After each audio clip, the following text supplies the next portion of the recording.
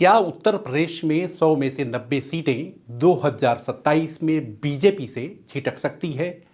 क्या योगी आदित्यनाथ सरकार के 40 मंत्रियों की सीट खतरे में है?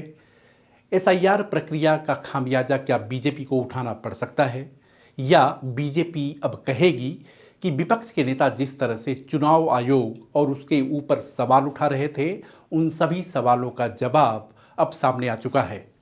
बता दें कि यूपी में अंतिम मतदाता सूची जारी की गई है और वोटर्स की संख्या में 2 करोड़ की कमी आई है, यानी कि वोटर्स की संख्या अब करीब 13 करोड़ होगी। सबसे पहले कुछ चौंकाने वाले आंकड़ों पर नजर डालते हैं।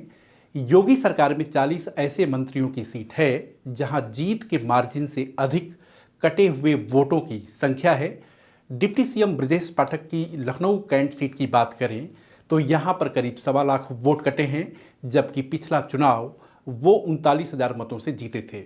वित्त मंत्री सुरेश खन्ना शाहजहांपुर सीट से 9,000 की मार्जिन से जीते थे, लेकिन वोट 1 लाख से ज्यादा कटे हैं। नंद गोपाल गुप्ता नंदी की इलाहाबाद साउथ सीट पर जीत का मार्जिन 26,182 मतों का था, जबकि वोट 99,000 से ज्यादा कटे हैं। वहीं साहिबाबाद यानी कि गाजियाबाद की ये सीट है। सुनील शर्मा जो कि मंत्री भी हैं, उनको 2.25 लाख वोट से विजय मिली थी, लेकिन वोट 3 लाख से ज्यादा कटे हैं। इन सबके बीच यूपी की एसआईआर प्रक्रिया के जरिए क्या बीजेपी अपनी पीठ थपथपा सकती है कि देश के जिन राज्यों में एसआईआर कराया गया था वो सही था? यूपी में जिस तरह से 2 करोड़ नाम कटे हैं, क्या उसके जरिए योगी आदित्यनाथ को साइडलाइन करने की तैयारी तो नहीं है?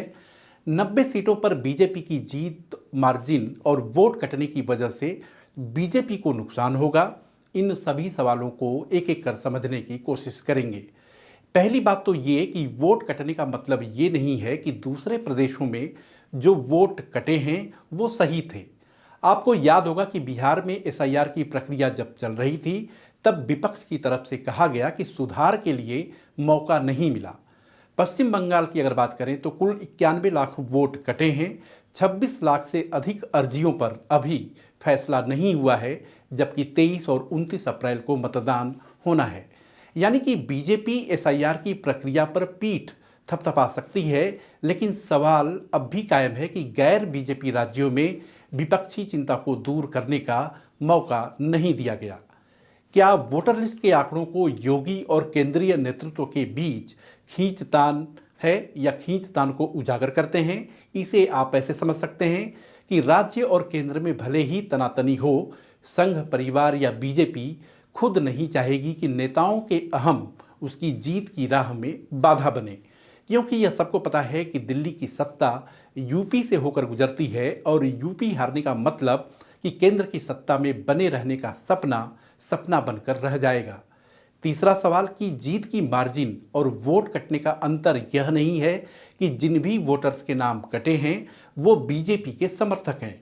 दूसरी बात यह भी है कि जिन लोगों के नाम कटे हैं वो फॉर्म 6 के जरिए उसमें सुधार करा सकते हैं। यूपी में जब एसआईआर की प्रक्रिया चल रही थी तो एक सवाल बार बार उठ रहा था कि शहरी इलाकों में ग्रामीण इलाकों से अधिक वोट कटे हैं। हालांकि अंतिम सूची आने के बाद तस्वीर कुछ बदली हुई है। मसलन शहरी और ग्रामीण इलाकों में वोट कटने का अंतर अधिक नहीं है। यहाँ पर एक सवाल उठता है कि विपक्ष के नेता, खासतौर से समाजवादी पार्टी, बार बार ये बात कहती थी कि एसआईआर के जरिए मुसलमानों को और पीडीए को निशाना बनाया जा रहा है, लेकिन अब जब अंतिम मतदाता सूची सामने आ चुकी है तो विपक्ष हमलावर नहीं है, या बोलने का जो अंदाज है वो थोड़ा सा ठंडा पड़ा है। तो आखिर इसके पीछे की वजह क्या है? इस विषय पर यूपी की राजनीति पर नज़र रखने वाले कहते हैं कि सपा की प्रभाव वाली सीटों और मुस्लिम बहुल इलाकों में जो नाम कटे हैं उनकी संख्या कम है।